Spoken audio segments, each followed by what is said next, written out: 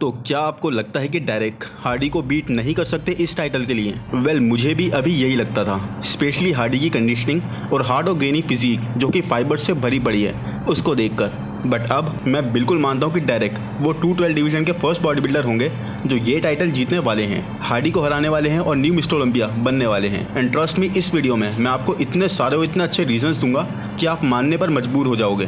बहुत रिसर्च ये वीडियो होने वाला है, तो वीडियो को लाइक कर दो, सब्सक्राइब करने में तो बॉस कोई कमी करो ही मत, ताकि और भी कंटेंट मिलता रहे। सो सबसे पहले देखते हैं हार्डी और डेरेक में डिफरेंस, जो कि बहुत ही बड़ा है। ये है हार्डी की लेटेस्ट अपडेट। यहाँ आपको दिखेंगे हार्डी चुपन बहुत ही ज्यादा ग्रेनी और फाइबरस फिजिक होल्ड करते हुए, मसल बहुत ज्यादा पिटे हुए हैं, हार्ड हो चुके हैं। यही मसल हार्डनेस हार्डी की सबसे बड़ी स्ट्रेंथ है। और अब अगर डेरेक को हम देखें सबसे रीसेंट अपडेट्स में, तो अभी डेरेक हैनी के साथ ट्रेन कर रहे थे और आप यहाँ पर देखोगे अनडाउटेडली डेरेक का चेस्ट इंप्रूव्ड है, बिगर और थिकर है। बट जो चीज़ अब भी विजिबल नहीं हो रही है वो है उस तरह की कंडीशनिंग और वो ग्रेनीनेस, उस तरह की सेपरेशन। और यहीं पर इसी वीडियो में आंद्रे दियो भी ट्रेन कर रहे थे। एंड अब लुक एट हिज चेस्ट, कितने ज्यादा डिफाइंड और फाइब्रस, एक कंप्लीटनेस प्रेजेंट कर रहे हैं आंद्रे दियो। तो आंद्रे की बात मैंने सिर्फ और सिर्फ इसलिए करी, वो भी इस पॉइंट पर क्योंकि आंद्रे अभी मिस्टर ओलंपिया में कम्पीट भी नहीं करने वाले, वो किसी प्रेप का पार्ट नहीं है। उसके बाद भी चेस्ट की और आर्म्स की कंडीशन देखो कितनी ज्यादा है, जबकि Derek he is on a crazy prep, lifting weights like never before. उसके बाद भी डेरेक का चेस्ट, डेरेक के आर्म्स, अभी भी वो एज फैक्टर, वो ग्रेनीनेस, वो हार्डनेस नहीं हासिल कर पाए। सो अब आपको दोनों में डिफरेंस एक मोटा मोटा दिखा दिया मैंने। अब चलते हैं थोड़ा सा पीछे, साल 2021 में, और ये था मुकाबला एक रेनिंग चैंपियन शॉन क्लेयर्डा और द चैलेंजर डेरेक लम्सफर्ड के बीच में। और यहाँ पर डेरेक ने एक much more harder, much more Grenier champion को बीट कर दिया था। आप खुद देखो, शॉन की कंडीशनिंग यहाँ पर हमेशा की तरह एक्सट्रीम लेवल पर थी, जबकि डेरेक के पास साइज और शेप का एडवांटेज था। डेरेक सेम क्लास के होते हुए भी अपनी ज़्यादा हाइट की वजह से और ज़्यादा मसल मास कैरी कर रहा है फ्रेम की वजह से, कंडीशनिंग में बोल लो, मसल सेपरेशन में बोल लो, या फिर वो इंसेन लेवल की मसल हार्डनेस जो शॉन क्लेयर्डा होल्ड करते हैं, उसे डायरेक्ट मैच नहीं कर पा रहे हैं। और एक कहावत है कि चैंपियन को अगर आपको बीट करना है तो आपको उसे उसके गेम में ही बीट करना होगा, आपको उसे सरपास करना होगा, उसे नॉकआउट करना होगा। और यहाँ पर ऐसा कुछ भी नहीं हुआ, बिल्कुल भी ऐसा होते हुए किसी ने देखा नहीं, क्योंकि डेरेक की अपर बॉडी जैसी हमने लास्ट ईयर देखी उसी तरह से सॉफ्ट लग रही थी, यहाँ पर भी स्मूथ लग रही थी। अब आई डोंट नो कि ये डेरेक के साथ एक जेनेटिक चीज है या क्या है, बट डेरेक अपने बेस्ट वर्जन पर भी उस साल शॉन को एज आउट नहीं कर पा रहे थे। शॉन यहाँ पर भी अनदर लेवल पर ही थे। सिर्फ आप अपर बॉडी में हार्डनेस का और शार्पनेस का डिफरेंस देखो कितना ज्यादा है। इवन शो के कमेंटेटर्स का शो के दौरान यही कमेंट था डेरेक के बारे में। और फाइनल्स में तो शॉन क्लेयर्डा और भी ज्यादा ग्रेनियर होकर आ गए थे और भी ज्यादा ड्रेन्ड और हार्ड होकर आ गए थे। बट शो के रिजल्ट थे फॉर डेरेक लम्सफर्ड। डेरेक ने एक much more condition, much more complete Grenier और हार्डर फिजिक को बीट कर दिया था फॉर द फर्स्ट टाइम। उसके बाद आगे चलते हैं थोड़ा सा आर्नोल्ड क्लासिक 2022 पर, और यहाँ देखते हैं, चलो निक को नहीं, क्योंकि निक की तो हम ऑलरेडी काफी पहले भी बात कर चुके हैं और इस एंगल से ये चीज देख चुके हैं। आज देखते हैं बिग रैमी को आर्नोल्ड क्लासिक से। सो एक कंपैरिजन वीडियो में सैमसन डॉटा बिग रैमी और एक एंड्रू जैक और बिग रैमी के लिए भी बना चुका हूं, और हम देख चुके हैं कि कैसे big ramie were beating them both. But आज भी अगर बात करें तो बिग रैमी बेहतर कंडीशन तो थे ही साथ आप खुद देखो, लुक एट बिग रैमी, कितनी ज्यादा ग्रेनियर फिजिक थी बिग रैमी की, किस कदर कंडीशन साइड पर। अब ऐसा नहीं है कि बिग रैमी के साथ इश्यूज नहीं थे माइनर से, बट वो तो एंड्रू जैक के साथ भी थे। बैक से देखो एंड्रू कैसे लैग कर रहे थे, ना ही वो विथ थी, ना ही वो लोअर बॉडी कंडीशन या सेपरेशन। थिकनेस में एंड्रू जैक अभी भी लैग कर रहे थे काफी ज्यादा। और साइड पोज में तो मैन बिग रैमी को छोड़ ही दो, साइड पोज में तो जो थिकनेस ओवरऑल बिग रैमी दिखा रहे थे एक पूरी तरह से डाइस्ड फिजिक के साथ, Andrew Jack was no match. ज्यादा ग्रेनियर और मैच्योर मसल भी बिग रैमी का ही था। बिग रैमी सिग्निफिकेंटली इंप्रूव थे यहाँ पर मिस्टर ओलंपिया के पैकेज से, जिस बारे में कई जगहों पर बात हुई और लोगों ने इस चीज को एक्सेप्ट भी करा। बट बिग रैमी से ऊपर प्लेस हुए एंड्रू जैक। और फिर बिग रैमी और सैमसन डॉटा को देखें तो आप खुद देख लो, सैमसन बैक पोजिशन में किस तरह से लैग करते हैं। And not just in back guys, even आपकी lower body there was no hardness और separation in glutes and hamstrings. सब एक ही फ्लो में, एक ही मसल की तरह, एक ही बॉडी पार्ट की तरह फ्लो कर रहे थे। वो एज नहीं थी जो एक चैंपियन के पास होनी चाहिए, जो इस सुप्रीमली ग्रेनी और हार्ड फिजिक को, एक ज्यादा बेहतर सेपरेशन प्रेजेंट कर रहे फिजिक को बीट कर सके, बिग रैमी को बीट कर सके।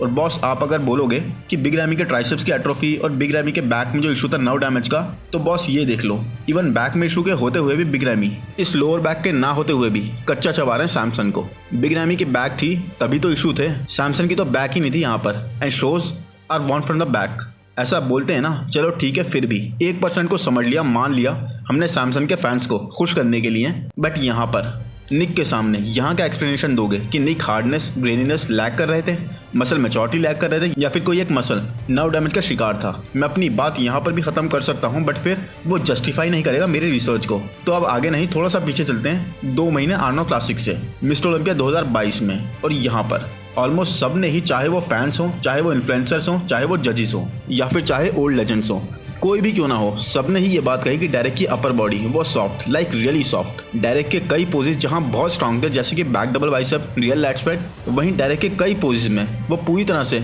अपने शेप के बेस पर, अपने क्रेजी स्ट्रक्चर के बेस पर लीड कर पा रहे थे। क्योंकि फिर चाहे फ्रंट डबल बाइसेप बोल लो, फ्रंट लैट स्प्रेड बोल लो, या फिर साइड पोजेस, सभी पोजेस में डेरेक की अपर बॉडी मेल्ट सी हो रही थी। चेस्ट में भी बहुत ज़्यादा वीकनेस विजिबल थी। आर्म्स को अगर आप देखोगे तो देखिए कितनी ज़्यादा सॉफ्टनेस अवेलेबल थी। तो ये काफ़ी लैक कर रही थी डेरेक की फिजिक। और मैं ये नहीं कहता कि डेरेक खराब थे, नो गाइस, ऐसा नहीं था, बट उठाकर डेरेक को निक वॉकर से ऊपर रख देना, जो ज़्यादा बेहतर सेपरेशन, ज़्यादा ग्रेनियर और ज़्यादा कंडीशन है, ये समझ नहीं आया। इनकी सेपरेशन बहुत क्लियर थी। और इससे भी ज़्यादा पता है क्या चीज़ किसी को समझ नहीं आई, कि हार्डी चुपन के साथ कंपेयर करने पर, जो एक इतनी ज़्यादा डेफिनेशन के साथ हैं, जो एक डेफिनेशन है शॉन क्लैडर की तरह से ही कंडीशनिंग की, बेतोड़ कंडीशनिंग की, मसल हार्डनेस की और ग्रेनीनेस की, जो पूरे लाइनअप में नहीं मिलती किसी के पास भी। अब उससे जब आप कंपेयर करोगे एक ऐसे बॉडी बिल्डर को जिसके आर्म्स बलून जैसे लग रहे हैं, ऑयल फील्ड लग रहे हैं, सॉफ्ट लग रहे हैं, चेस्ट जो है टोर्सो में मेल्ट कर रहा है, मोस्ट मस्कुलर पोज एक बहुत ही ज़्यादा, बहुत ही ज़्यादा वियर्ड सा गाइस लैक करता हुआ लग रहा है, तो इस कंपैरिजन में तो वो बॉडी बिल्डर पूरी तरह से एक्सपोज हो जाएगा, right? So no disrespect to Derek, but उनकी अपर बॉडी अभी उस लेवल पर थी ही नहीं कि वो हार्डी से कंपेयर हो, या फिर कंपेयर भी चाहे मान लिया, ये भी अग्रीड अपॉन, बट रिजल्ट्स में सिर्फ 1 पॉइंट का डिफरेंस। कमाल है मैन, प्री जजिंग में सिर्फ 1 पॉइंट का डिफरेंस और फाइनल्स में 3 पॉइंट्स का। कोई कैसे मान सकता है? ये तो बहुत ही अटपटी सी बात लगी सभी को। क्योंकि आर्नोल्ड क्लासिक के स्कोर कार्ड देखोगे जहां पर सैमसन निक को बीट कर रहे हैं इस परफेक्ट स्कोर से, जहां पर जो विनर नहीं बन पाए वो हद से ज़्यादा कंपेटिटिव, उसके बाद भी विनर के परफेक्ट स्कोर।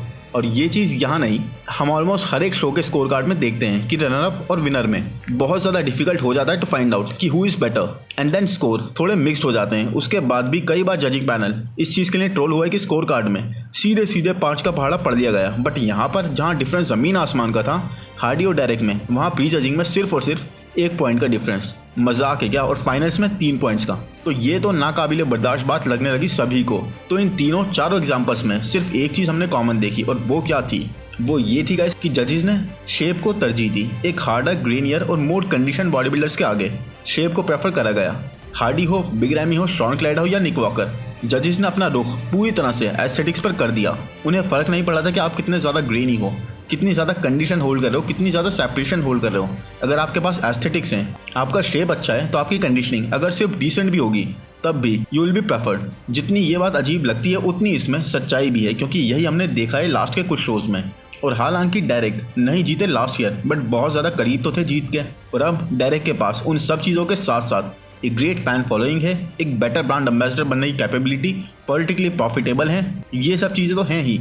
साथ ही डेरेक ऑन एंड ऑफ हैनी रैमबोर्ड के साथ ट्रेन भी कर रहे हैं, जबकि हार्डी तो अभी तक मूव भी नहीं हो पाए। It's more like everything is moving into Derek's direction. So अगर हम लोग सोचते हैं कि हार्डी रिटेन कर लेंगे टाइटल, तो we all are making a big mistake और जजमेंट।